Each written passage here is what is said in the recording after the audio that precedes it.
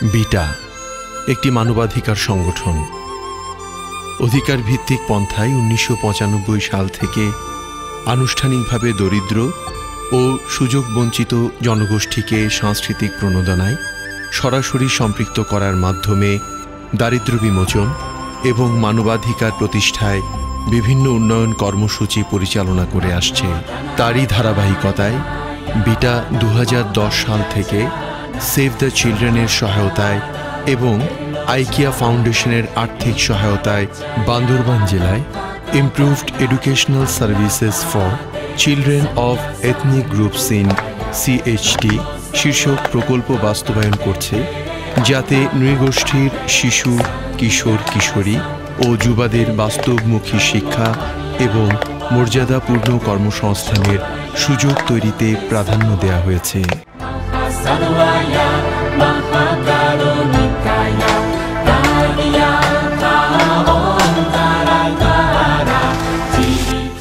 এই প্রকল্পের মাধ্যমে পিছিয়ে পড়া কিশোর কিশোরী যারা স্কুলে পড়ছে এবং স্কুল থেকে ঝরে পড়ছে তাদেরকে কম্পিউটার, পর্যটন, আর্ট ও ফ্যাশন, কৃষি ও হস্তশিল্প বিষয়ে প্রশিক্ষণ প্রদান করা হচ্ছে।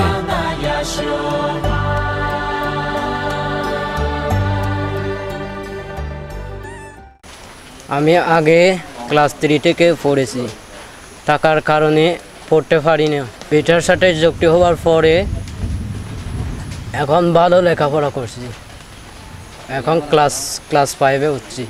হাতের কাজ, জুড়ি বানানো এবং বানানো, তুরুং বানানো, চেয়ার বানানো, এগুলো আর কি বাজারে বিক্রি করে আমার মা বাবাকে চালাতে পারবো। আমি আবার স্কুলে ভর্তি হব, ভর্তি হয়ে লেখাপড়া সুন্দর করে শিখবো আর কি।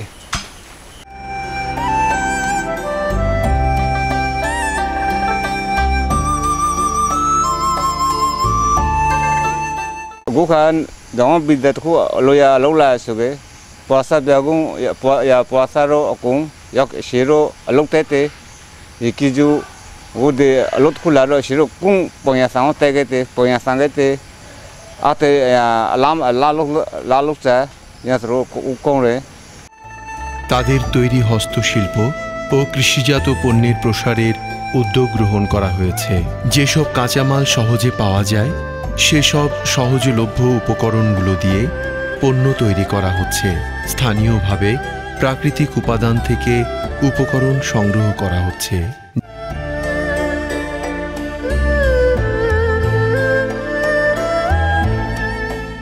যেমন বাঁশ, বেত, বনজ উপকরণ।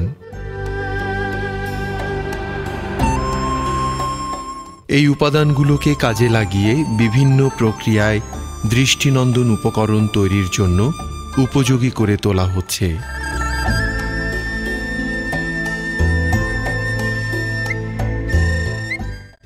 পরবর্তীতে প্রশিক্ষকের নিবিড় তত্ত্বাবধানে প্রশিক্ষণলব্ধ জ্ঞানের প্রয়োগ ঘটিয়ে বিভিন্ন হস্তশিল্পজাত পণ্য তৈরি করছে। নিজস্ব মেধা আর সৃজনশীলতার প্রয়োগের মাধ্যমে হস্তশিল্পজাত পণ্যগুলোকে দৃষ্টিনন্দন ও বাণিজ্যিকভাবে বিক্রয়ের উপযোগী করে তৈরি করা হচ্ছে। কৃষি ও হস্তশিল্প প্রশিক্ষণের ফলে তারা এখন ভালো পণ্য উৎপাদন করছে।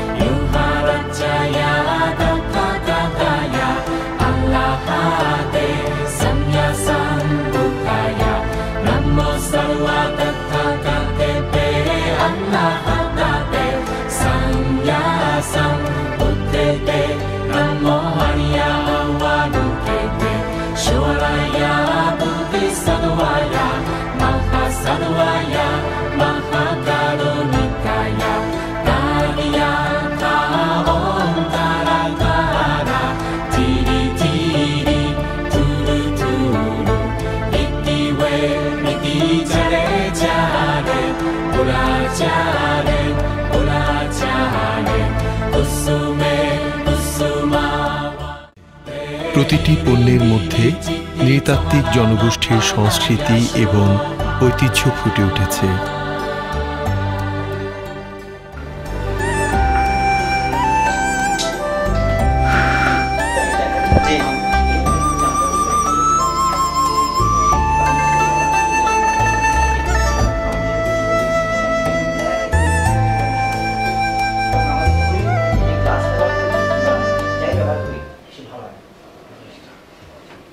এই বাঁশের এই অংশটুকু, হ্যাঁ, এটা একটু বড় যদি হয় তাহলে জিনিসটা ভালো হবে। মানে এইটার আর এইটা যে পার্থক্য,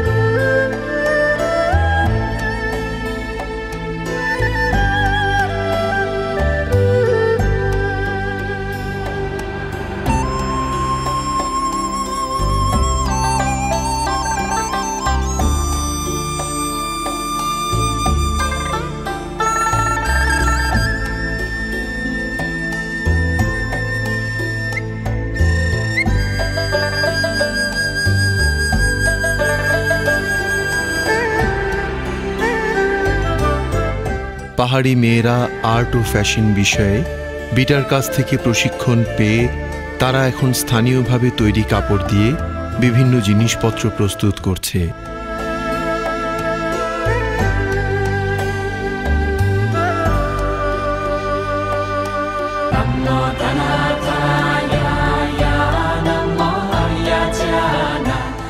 তিন মাসের মধ্যে আমাদেরকে বিভিন্ন ধরনের যে ব্যাঙের ব্যাগ এবং মাছের কুশন, ব্যাঙের কুশন, হ্যাঁ, আর তারপর পর্দা, আর তারপর ফাইল, ওগুলো শেখানো হয়। কিছু কাঁচামাল বাইরে থেকে নিই আর কিছু কাঁচামাল আমাদের এখানেই পাওয়া যায়। দুটোই মানে মিক্স করে আমরা সেলাই করি। মানে আমি বড় হয়ে স্বপ্ন দেখি যে আমার একটা নিজস্ব দোকান থাকবে, সেখানে আমার বন্ধুরা আমাকে সেলাই করে দিবে আর আমি ওখানে থাকবো। আমাদের দেশের বাইরে অথবা দেশের ভিতরে বিভিন্ন বড় বড় বিভাগে আমরা যাতে সাপ্লাই দিতে পারি বা রপ্তানি করতে পারি, এটার জন্য আপ্রাণ চেষ্টা করব। এই ট্রেনিংয়ের পরে আমরা যেগুলো উৎপাদন করে আমাদের আয় হচ্ছে, এটা আমার লেখাপড়ার কাজে অনেক আসতেছে। মানে আমার খাতা কলম বই সব কিছু।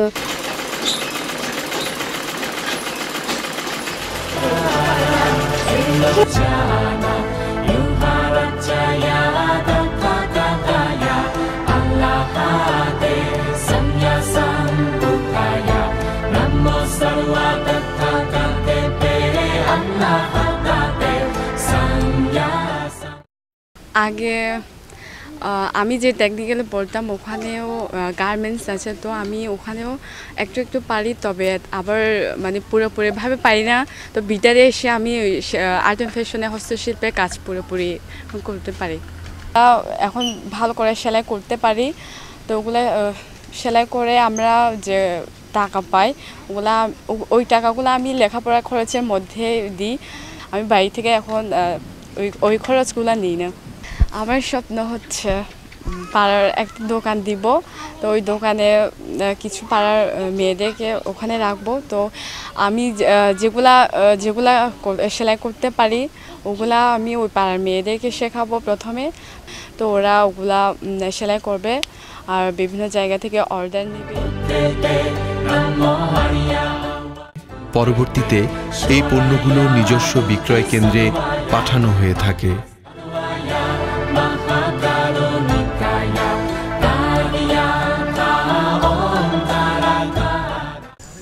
এই হস্তশিল্প প্রশিক্ষণের মাধ্যমে আদিবাসী কিশোর কিশোরীদের, ঝরে পড়া কিশোর কিশোরীদের আত্মকর্মসংস্থানের সুযোগ পাচ্ছে এবং আর্থিকভাবে লাভবানও হচ্ছে।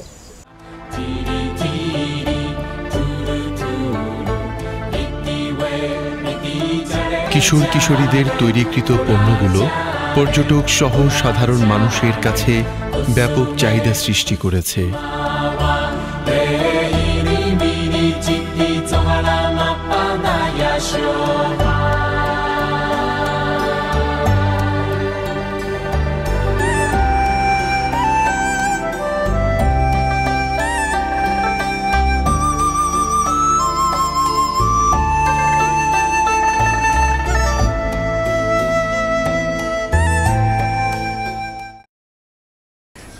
বিটা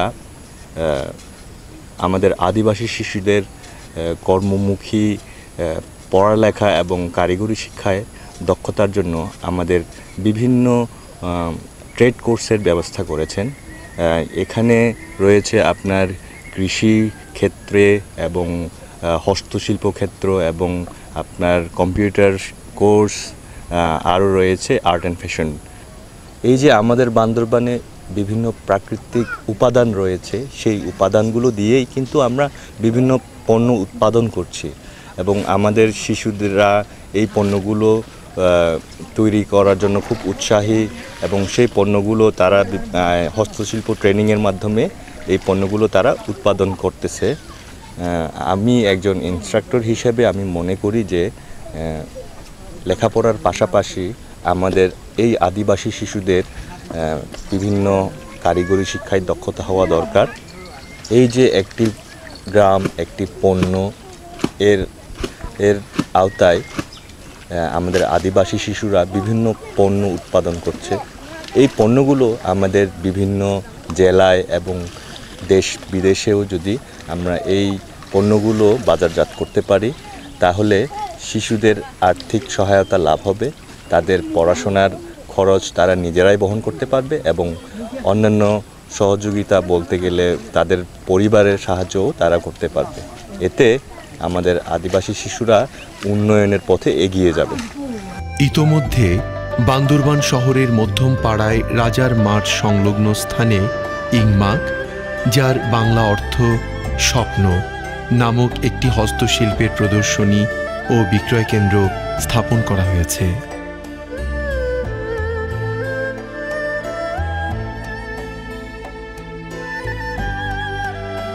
কিশোর কিশোরীদের তৈরিকৃত সামগ্রীগুলো বিক্রয় কেন্দ্রের মাধ্যমে বিভিন্ন জায়গায় বিক্রি করা হচ্ছে।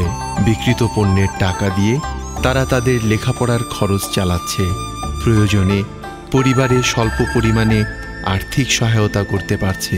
পাহাড়ি অঞ্চলে বিটারে ক্ষুদ্র প্রয়াস নৃগোষ্ঠীর কিশোর কিশোরীদের মূলধারার শিক্ষা কার্যক্রমে যুক্তকরণে উৎসাহিত ও সহায়তা করছে এবং তাদের জন্য পড়ালেখার পাশাপাশি কর্মসংস্থানের সুযোগ তৈরি করেছে।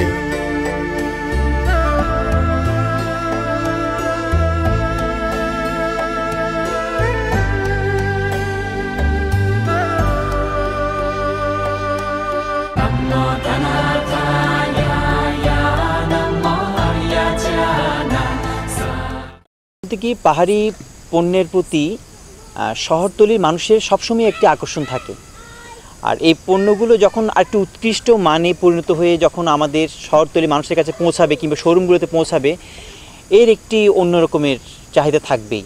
এই কর্মমুখী শিক্ষাগুলোর মাধ্যমে অনেক ঝরে পড়া শিশুরা তারা আবার চেষ্টা করছে তাদের সেই উৎপাদিত পণ্যগুলো বিক্রির মাধ্যমে পুনরায় যাতে পড়াশোনাতে ফিরে আসতে পারে। এটা আমি লক্ষ্য করেছি এবং বিভিন্ন জনের সঙ্গে আমি কথাও বলেছি, তাদের কিন্তু এই ইচ্ছাটা আছে এবং এই জায়গায় এই কর্মসূচিগুলো একটি বিশাল ভূমিকা পালন করছে। পাহাড়ি কিশোর কিশোরীদের নতুন স্বপ্ন নিয়ে এবং তাদের স্বপ্ন পূরণে আগামী দিনের উন্নয়নের পথে এগিয়ে চলেছে। আমাদের বিশ্বাস ভবিষ্যতে তারা উপযুক্ত কর্মসংস্থানে নিজেদের নিয়োজিত করে আর্থসামাজিক এবং সাংস্কৃতিক উন্নয়নে অবদান রাখতে পারবে।